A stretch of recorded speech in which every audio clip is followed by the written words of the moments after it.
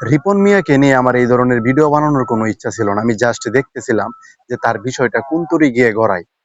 আমি চাইলে আরো আগে বানাতে পারতাম, কিন্তু সম্পূর্ণ ডিটেলস দেখলাম বা কাজের ফাঁকে ফাঁকে ভিডিওগুলো দেখে বুঝলাম যে আসলে সমস্যা অনেকের ভিতরেই আছে।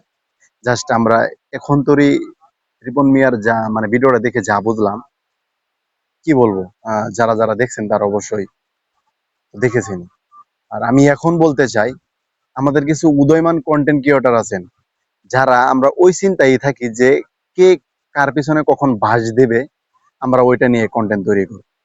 আপনাদের চিন্তাধারা দুজি হয় এরকম, তবে আমি মনে করি যে আপনাদের মস্তিষ্কে সমস্যা আছে, মাথাটা একটু খাটান।